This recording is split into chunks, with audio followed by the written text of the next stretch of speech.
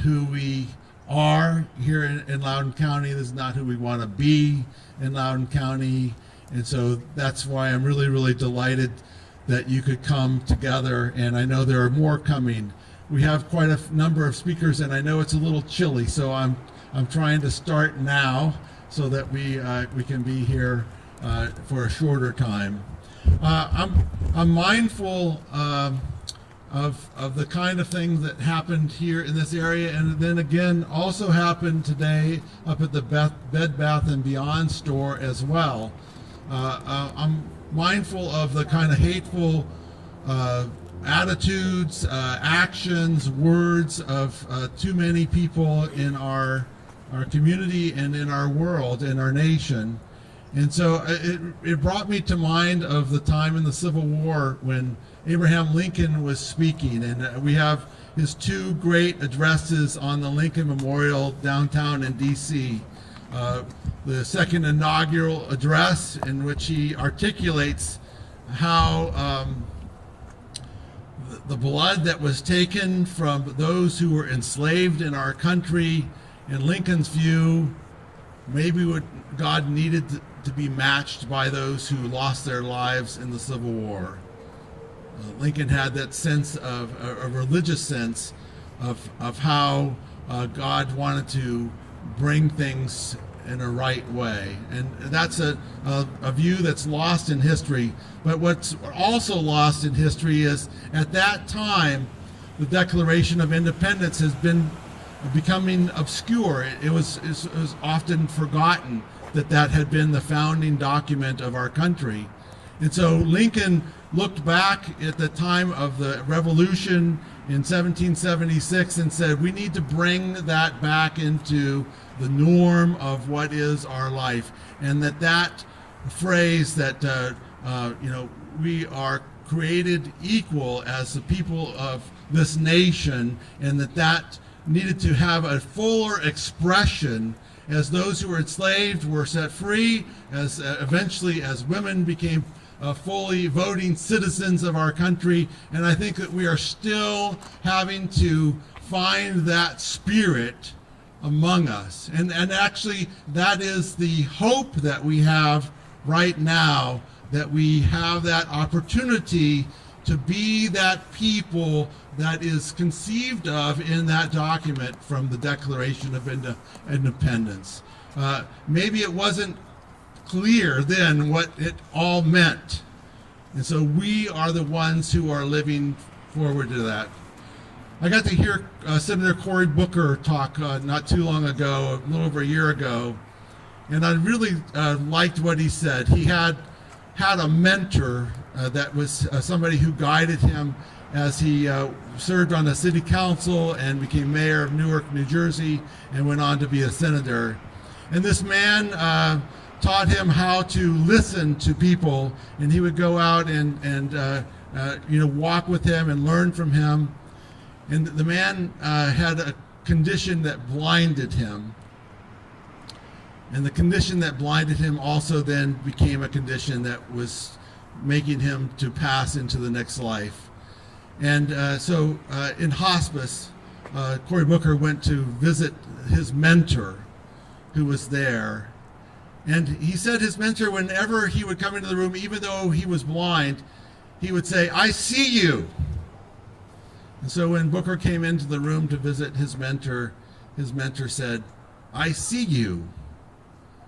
And after an intimate goodbye with his mentor and time there, as he left, Cory Booker said, I bent down to him and I touched his face and I said, "I love you." And he said, the man gathered his strength, and with every ounce of his energy that he had left, he said back to him, "I love you." And Booker said that those two phrases are something that we really need to be articulating over and over again. I see you, and I love you. Would you say that with me? I see you, and I love you. Would you take a moment to just look around at your neighbors and say that to one another. Say that to one another. Be bold. I see you and I love you.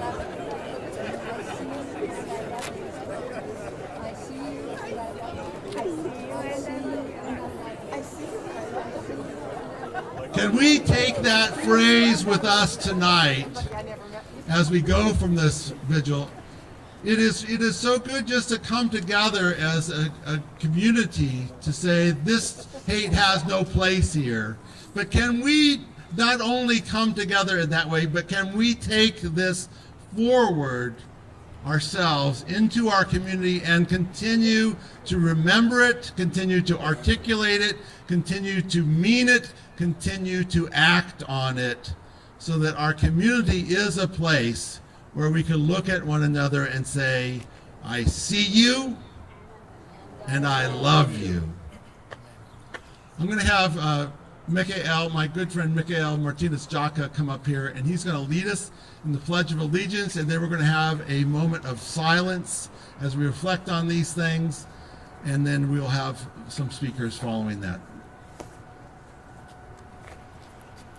Peace, salam, shalom, namaste, sat sri akal, peace in all languages and all greetings and all traditions. Thank you all for being here. I'm an Eagle Scout from the Al Dulles Area Muslim Society. Please join me in the Pledge of Allegiance. Salute. Those not in uniform, please place your right hand over your heart. I pledge allegiance to the flag of the United States of America and to the republic for which it stands, one nation, under God, indivisible, with liberty and justice for all. Thank you. Would you join me in a moment of silence, please?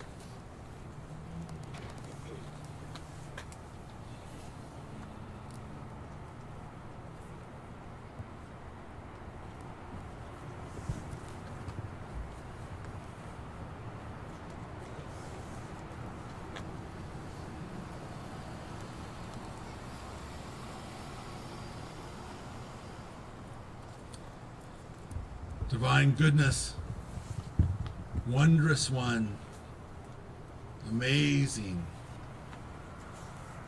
We give thanks for one another, and we seek to find the gift of your life in among us that calls us to one another, not only to familiar one, but also to the stranger. May we all be neighbors together, giving honor and glory to you. Amen. I would like to invite Michael Martinez-Jaca back here. I wanted to have a young person to start us tonight to say what this means to him about this coming up, and then also what is it that, how can we respond? So Michael, thank you so much for being here. Once again, peace be with you all. Thank you all for being here, for showing up, for adding your voice to this community, speaking out against this ugly narrative of hate that we saw yesterday. So often, this type of hate is not in isolation. It can just seem like chalk on a sidewalk or paint on a building. But when this type of hate is allowed to exist in our community, it can lead to so many tragedies. We have seen unprecedented rises in anti-Semitism across the country, in gun violence across the country, targeting black people, Latino, Hispanic, Mexican communities, the LGBTQ plus community.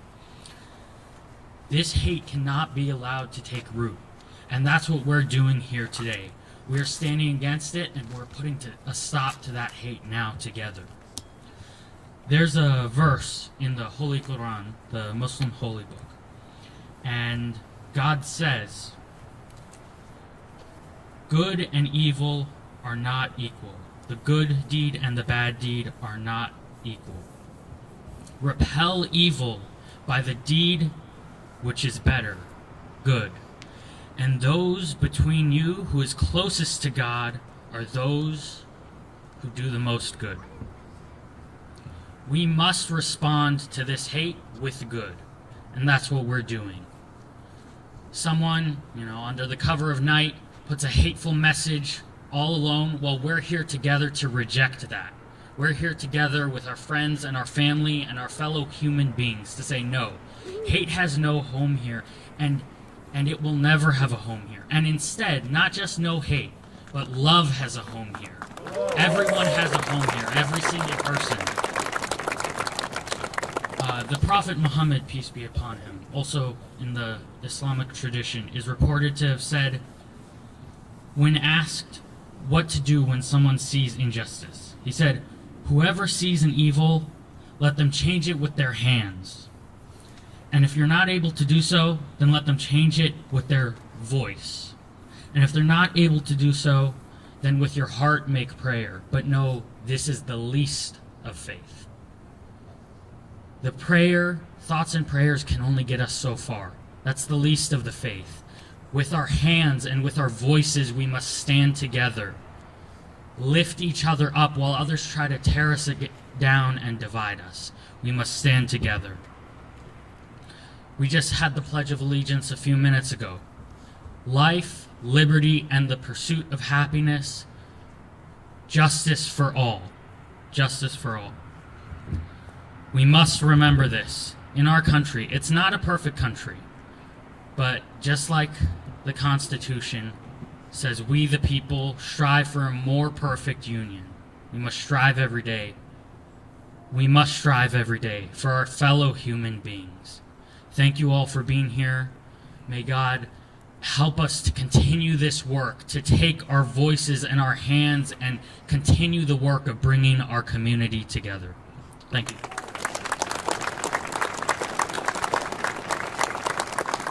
Thank you so much, Mikhail. Andrew Hoyler, are you here, Andrew? There you are. Thank you so much.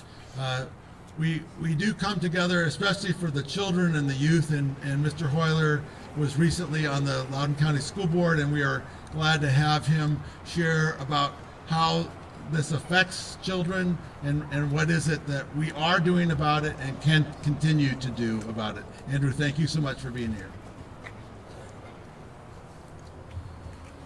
Thank you. I did, when I received the call to see if I was available just a couple hours ago, I planned to speak from the heart, but we've had a bit of a family health emergency today, and so my mind is a bit scatterbrained, so I did just prepare some remarks just to keep things flowing tonight. First off, I want to say it's very disappointing that we find ourselves all here tonight after yet another act of hate in our community. Well, we all wish this was an isolated case. Thank you. Well, we all wish this was an isolated case of bigotry. We'd be lying if we didn't look at the bigger picture. Over the last year, very few days have gone by when a school administrator within LCPS didn't send a message home to the community about another act of hate speech within a classroom or on a school bus or on the playground. In fact, there have been situations where emails have gone home about hate speech being used in first grade classrooms of 5 and 6-year-olds using this type of language. I think back to a decade ago when I was in 10th grade and was asked by classmates why they had never heard me use the N-word in a conversation, as if it was perfectly okay to use just on a daily basis.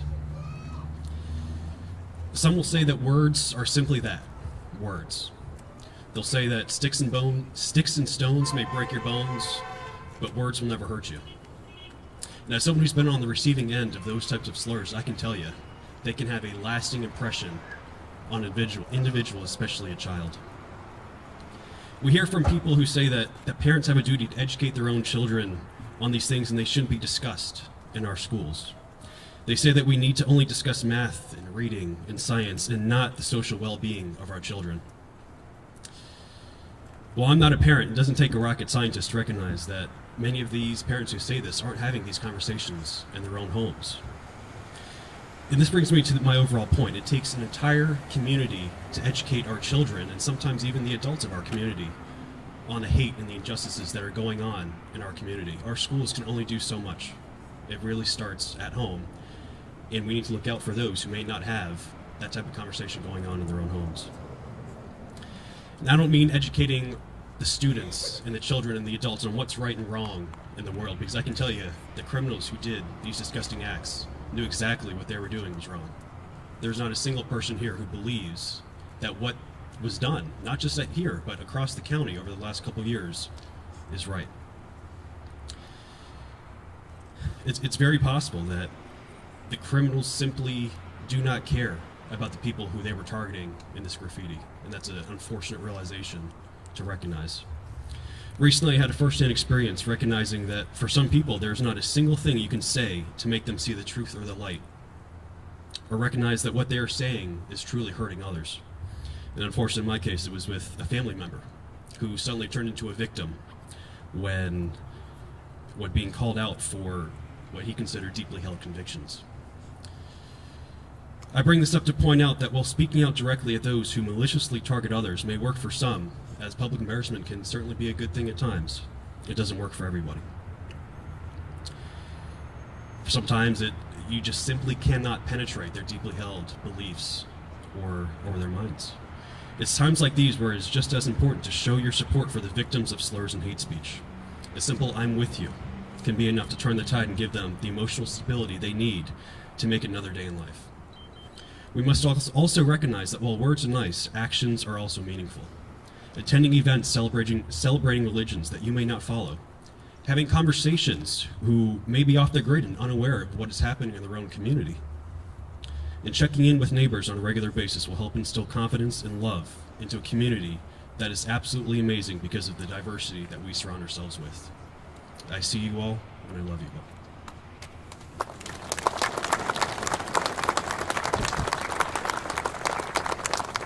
I see you, and I love you. I see you, and I love you. I'm now going to bring forward some of the board members of our Loudoun Interfaith Bridges who are representative of the various faiths in our community. I'm going to start with our president, Pooja Khanna, who will speak to us first. Thank you, Reverend David. Good evening and namaste to all of you here tonight. Very thankful that you all showed up. It's a very, very important mission and cause. On behalf of Loudoun Interfaith Bridges, I would like to thank all of you, all the faith leaders, clergy members, elected officials, youth, community members, for coming here together in solidarity and standing together against hate. As the president of Loudoun Interfaith Bridges, I strongly condemn this hateful, anti-Semitic, racial graffiti that happened here in South Riding. Tonight we have all come here together to stand against hate because really there is no place for hate in our community and our county. And this is a message that we want to send to everyone loud and clear. The core mission of Loudoun Interfaith Bridges is to be there for every faith and community here in Loudoun.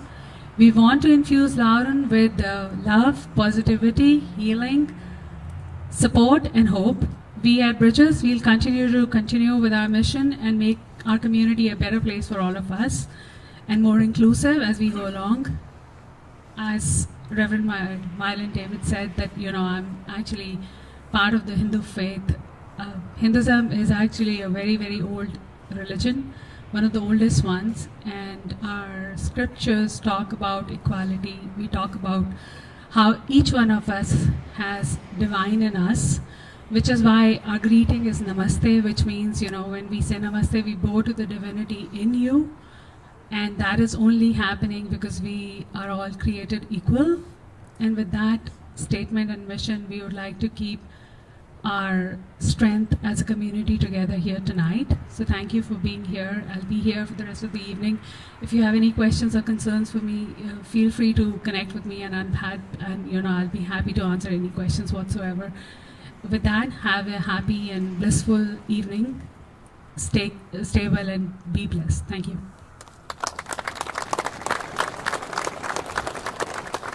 And from the Sikh community, we have Gurvinder Singh, who's going to be speaking next.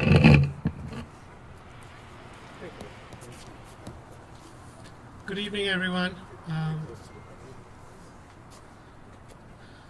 Shalom, Sat Sri Akal. peace, assalamu alaikum, and Waheguru Ji Ka Khalsa, Waheguru Ji Ki Fateh. Thank you all for joining us on this evening. I'd like to start out with introducing a phrase, if you have not heard. It's called Ik Onkar. Ik Onkar is how our scriptures begin. Ik Onkar means the divine light that is present in everyone. And we Sikhs believe everybody is born with that divine light. Thank you, David. And has the potential to be divine. We forget that out of ignorance over time. But that light pervades in everyone. And the opening verse also has a few words, Ik Onkar Satnam, which is the true name, and it's truth, which is in everyone, and we must be strongly attached to the truth. And Nirpa, Nirvair. Nirpa is without fear. Nirvair is without hate. And that's the worldview of Sikhi. Love is the true way of the Sikhi. And once we recognize the divine force, the divinity among everyone, can you imagine? Just take a moment to reflect about that. And I'd like to share a story that a gentleman, an activist, a human rights activist, shared. It was a fable, and he said the first time the sun was setting down on the earth, as the sun was going down and darkness began to increase, people were in fear.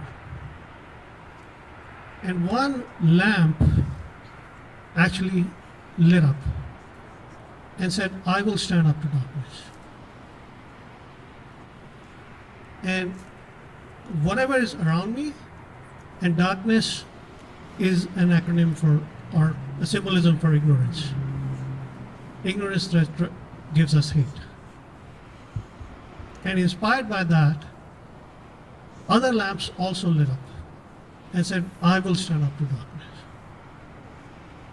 So can everybody join me this evening in standing up to darkness? Can we all join in recognizing the divine force in everyone, the light, and recognizing the divine force, the Ik Onkar that resides in everyone? So just take a moment to do that. And that's all I have to say. Thank you very much for joining. Waheguru Ji Ka Khalsa, Waheguru Ji Ki Fateh.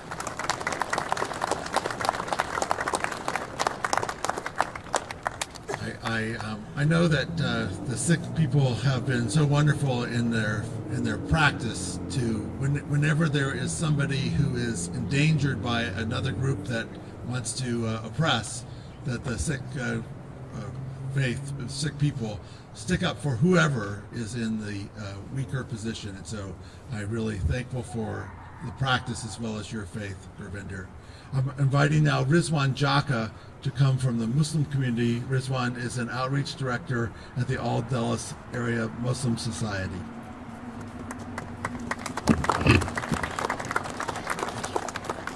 Salam, shalom, peace, shanti, pax, paz, Allah.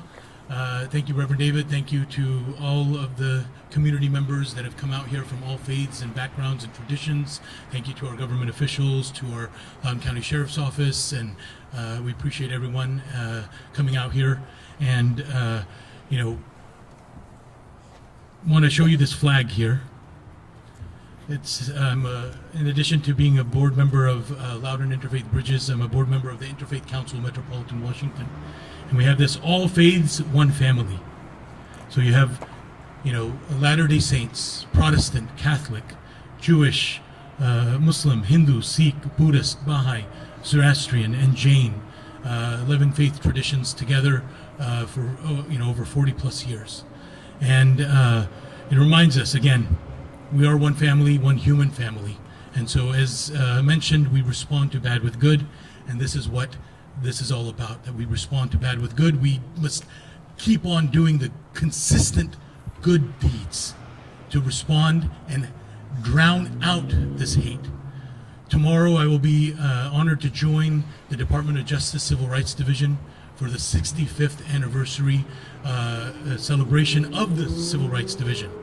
It's an important, momentous time that we must come together to continue to uphold civil rights, to counter hate, and to counter bigotry.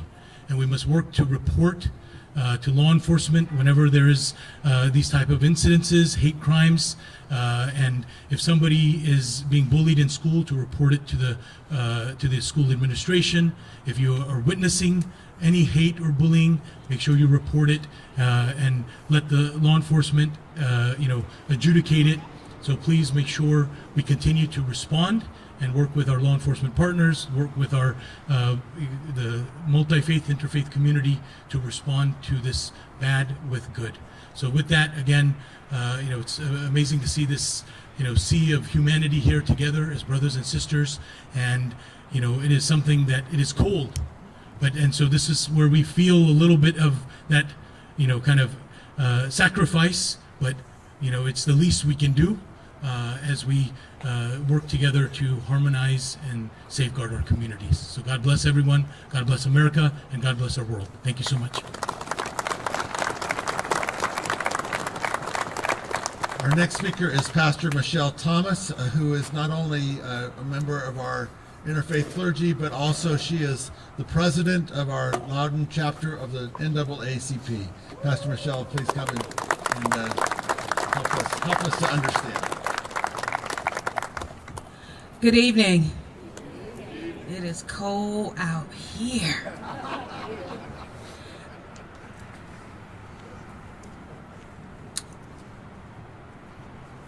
I almost have no words because my soul is tired of being accosted. I'm tired of being first on the list of being hated. I'm tired of calling for elected officials and law enforcement to help me out, try to figure out, is this a credible offense? Are we being accosted again? I'm tired. I'm tired because now it's becoming so convoluted, I don't even know what graffiti is. To me, this isn't graffiti. This is the racial writings of a racist people. Graffiti is art. And it represents so many different things. This represented one thing: hate. Hate. The last time I remember this happened, of course, we've been hit several times in Loudoun, but the last time we had this hate displayed was at the Ashburn Colored Schoolhouse. I remember calling Sheriff Chapman, asking him what happened, Sheriff. Sheriff said to me, Pastor, I never forget it. He says, it's some kids. I guarantee you, Pastor, it's some kids. And at that time, I was livid. I said, listen, you need to take this seriously. It's not just about it's some kids. This is terrorizing the community.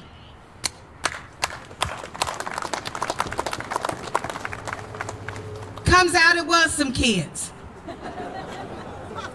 Just like tonight, I don't have to be the sheriff, I don't have to be the deputy, but I can tell you this is the work of kids.